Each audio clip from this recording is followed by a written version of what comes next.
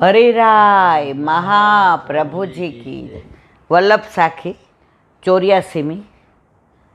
આપણે દ્વારકેશનું આવી ગયું, ગોકુલેશનું આવી ગયું. આજે હવે ગોકુલચંદ્રમાં. શ્રી દ્વારકેશ તદભાવ મેં ગોકુલેશ વ્રજભૂપ અદભુત ગોકુલ ચંદ્રમાં મનમથ મોહન રૂપ શ્રી વલ્લભ મનમથ મોહન રૂપ. 84મી સાખી. અદભુત ગોકુલ ચંદ્રમાં ક્યાં બિરાજે છે? કામવનમાં. હવે એમનું પ્રાગટ્ય ક્યાંથી? પેલી માવનની ક્ષત્રાણી જળ ભરવા ગઈ બ્રહ્માંડ ઘાટમાં, તો 4 સ્વરૂપ એના ઓલામાં આવ્યા. ના પાડી, મારે પ્રમાણમાં પડવું નથી, મારા ઘરે વલ્લભ સાક્ષાત બિરાજે. વલ્લભે પોતાના ચરણારવિંદ કંકુની છાપ પધરાવી દીધી હતી કે જ્યારે તું મારી યારે વાત કરીશ ત્યારે હું તને જવાબ દઈશ. વલ્લભને પૂછવા ગયા, પાછા મારા ઘરે પ્રભુ પધારે છે, આ પછો મારે જોઈતા નથી, મારી આજ્ઞા છે, તું લઈ આવ. એ 4 સ્વરૂપ માવનની ક્ષત્રાણી લઈ આવ્યા અને વલ્લભ પધાર્યા ત્યારે પેલું સ્વરૂપ કયું? નવનીત પ્રિયાજીનું. એ કોના માથે પધરાવ્યું? ગજનધાવન. બીજું સ્વરૂપ ગોકુલચંદ્રમાં જ કોના માથે પધરાવ્યું? નારાયણદાસ બ્રહ્મચારી. ત્રીજું સ્વરૂપ લાડલેસજી દેવા કપૂર. અને ચોથું લલિત ત્રિભંગી જીયદાસ સુરી ઉપર. તો આ ગોકુલચંદ્રમાજીનું પ્રાગટ્ય ક્યાંથી છે? યમુનાજીનું. 11મું પદ યાદ કરો. 41 પદનું 11મું યમુનાજી નિધિ દેનહારી. આ બધા નિધિ ક્યાંથી પધારે છે? યમુનાજીની. 60-70 વર્ષ પહેલાં મેં સાંભળેલું છે, વાંચેલું નથી. જે વૈષ્ણવોને પાછળ ઠાકોરજી કોઈ સેવા કરવાવાળા ના હોય એ યમુનાજીમાં પધરાવી દેતા હતા. અને પછી કોઈ વૈષ્ણવના હાથમાં આવી જાય તો એ સ્વરૂપ પછી પુષ્ટ કરી અને પાછા પોતાના ઘરે. હમણાં એક જે 7-8 વર્ષ પહેલાંની વાત છે, લીલી પરિક્રમા કરી અને ગોકુળમાં મને લાગે પૂજન કરતા હતા. તો મને એક વૈષ્ણવે કીધું, સુંદર મજાનું લાલનનું સ્વરૂપ ગુસાઈજીના વખતનું, જે આમ કરીને જળપાન કરવા ગયા તો હાથમાં આવ્યું એ સ્વરૂપ, જે લઈને આમ હૃદયથી લગાવ્યો. અને પછી જે રેશવી યમુનાજીને ધરાવવા માટે પટકો લાવ્યા હતા શ્રીજી બાવાને, એની અંદર વીંટાળીને લઈ ગયા ઘરે કે આ ગુસાઈજીના વખતનું છે.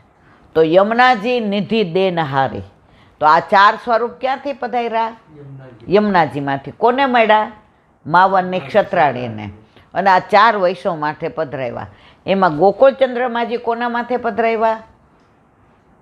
નારાયણદાસ બ્રહ્મચારી, જેને સંસારમાં રસ નહોતો, કંઈ પણ પહેર્યા વિના યમુનાજીને કિનારે બેઠા રહેતા હતા. વલ્લભ પધાર્યા, પહેલાં વસ્ત્ર ધારણ કર, પછી બ્રહ્મ સંબંધ લીધું. બધી લીલાઓ બધા જાણે છે એટલે વધુ વિવરણ નથી કરતી. નારાયણદાસ બ્રહ્મચારી તો જ્યાં બેઠા હોય ને ત્યાં બધું દ્રવ્ય સોના ચાંદીને, તો એની ભત્રીજી હતી બાળ વિધવા, એને કે આ બધો બગાડ બહાર રાખ અને આ પોતું માર દે. તો ઓલી બહાર નાખી આવતી. એકવાર એના ભાઈને એવું થયું, નારાયણદાસ બ્રહ્મ, એ કે આ હારો ગાંડો છે, આ બધું બહાર નાખે એટલે હું તો લઈ આવું, મારે કામનું જ. તો અહીંયા પ્રગટ થયું શું? હીરા ને મોતી ને માણેક ને સોના ને ચાંદી. ઓલી હુંડલો ભરીને બહાર નાખી એવી. તો એને ભાઈ લેવા ગયા તો છાણ હતું. કારણ એને દ્રવ્યમાં રસ હતો, ભક્તિમાં નહોતો. અને આનું ચિત્ત શેમાં હતું? ભક્તિમાં. કારણ એ કોના સેવક હતા? વલ્લભ. વલ્લભના સેવક આવા જ હોય. આપણે બધા એવા જ છીએ, પણ આપણા ઉપર ધૂળ બાજી ગઈ છે. હવે આ ઘર છે, આપણે બધા અમેરિકા ગયા, આટલું સરસ છે, રળિયામણું છે, બધી વ્યવસ્થા. 10 વર્ષ પછી આવ્યો તો આમાં ઝાડા બાજી ગયા હોય કે નહીં? આ બધું સાફ સફાઈ કરવી પડે, પછી રહેવા જેવું થાય. એમ કરોડો જન્મોથી આપણે ઠાકોરજીથી વિખૂટા પડ્યા છીએ, તો આપણે આ બાવા ઝાડા બાજી ગયા, ગંદકી થઈ ગઈ છે, રજ થઈ ગઈ છે, એટલે હવે સાફ સફાઈ કરવી જોઈએ. તો વલ્લભ પધાર્યા, બ્રહ્મ સંબંધ દ્વારા બધી સાફ સફાઈ કરી, પણ અંદર હજી દ્વેષ ને ક્લેશ ને પાપ ને પ્રપંચ ને અહંતા ને મમતા ને તારી ને મારી ને લગા મારીને આ બધું ન જાય ત્યાં હજી સુધી આપણે આગળ વધી શકીએ નહીં. પણ આપણને વિશ્વાસ છે કે આપણને મંજિલ વલ્લભે બતાવી દીધી છે, રસ્તો બતાવી દીધો છે. હવે કેટલું આગળ ચાલવું એ આપણા ઉપર આધાર રાખે. વાત કરતા હતા નારાયણદાસ બ્રહ્મચારીની, વલ્લભે એમના ઉપર આ સ્વરૂપ પધરાવી દીધું. હવે લાડ લડાવે, એટલા બધા ઠાકોરજીના તત્સુખનો વિચાર કરે કે ગાય રાખી હતી, એ ગાયને ઘાસ ખવડાવે ને એ બરાબર ધોઈને સાફ કરીને ખવડાવે, કે દૂધ આપે એમાં ક્યાંક વાળ કે રજ ન આવી જાય. અને કેટલી વાર ગાળીને પ્રભુને ધરાવે. જો આપણે કોઈ પણ વસ્તુ હોય ને, જળ હોય કે દૂધ હોય, ગાળા વિના ધરાવાય નહીં. હમણાં એકવાર સગુણ આરાધ્ય કાંઈક ગયા હતા બહાર, તો લીલું નાળિયેર લાવ્યા. હવે બિચારાને હોશ એટલી કે બા અનોસર થઈ ગયા ને. મેં કીધું નથી થયા બા, 2 મિનિટ. એટલે મેં શું, એ કે સરપ્રાઈઝ. એટલે 2 જણાએ તપેલીમાં નાળિયેરનું જળ કાઢ્યું અને દેવા ગયા. મને તરત યાદ આવ્યું કે બા સત્સંગમાં કહે છે ગાળા વિના કાંઈ ધરાવાય નહીં. પછી એણે ગાળ્યું અને મને દીધું. મને કે બા જોઈજો ને અંદર કાંઈ છે દઈ દે. તો ઠાકોરજીને કોઈ પણ વસ્તુ તમે ધરાવો, ગાળા વિના ધરાવાય નહીં. જો કોઈ પણ સામગ્રી હોય ને શુદ્ધ કરો, સિદ્ધ કરો, સજાવો અને સમર્પો. કેરી લઈ આવો એટલે શુદ્ધ કરો, ખાસા કરો જલથી. સિદ્ધ કરો, સરસ છાલ કાઢો, ગોટલું કાઢો, ઠાકોરજીને ગમે એવા ટૂંક કરો. થાળીમાં સજાવો, આમ ઢગલો કરી દઈ, સરસ ચમચી મૂકો અને પછી સજાવીને પ્રભુને સમર્પો. એવી જ રીતે આપણે પ્રભુ સન્મુખ જવું હોય તો આપણે પ્રભુની સામગ્રી જ છીએ. શુદ્ધ થાય, સ્નાન કરી લેવાનું, સજાવાનું, સરસ કપડાં પહેરવાના, વાળ ઓળવાના. એક વૈષ્ણવ તો કે ઈલાબેન હું પાવડરે બરાબર છાંટું, સ્પ્રે કરું. મેં કીધું કાં? આ શરૂઆતમાં ઠાકોરજી પુષ્ટ કરાવ્યા તો મને કહે મારા પ્રભુને આપણું શ્રીઅંગનું કહેવાય, આપણું તો શરીર કહેવાય, આપણે તો મળમૂત્રથી ભરેલો દેહ. આ તો વલ્લભે કૃપા કરીને ત્રિલોકના નાથને આપણને સ્પર્શ કરવા દે છે. તો હું તો સ્પ્રે કરું, પાવડરે કરું અને પછી સરસ કપડાં પહેરી, વાળ ઓળી અને ઠાકોરજી પાસે જાઉં. તો આટલી બધી ગોપી હોય એમાં ક્યાંક તો આપણા ઉપર દ્રષ્ટિ પડી જાય ને મને. મેં તો વાહ ભાઈ વાહ, બહુ સરસ. તો પહેલાં બધા અપરસમાં પેલું પહેરતા ને કરતા ને આ તે, હવે તો બધા સરસ મજાના. તો આપણે શુદ્ધ થયા, સિદ્ધ થયા, સજાવ્યા અને પ્રભુ સન્મુખ જાઓ.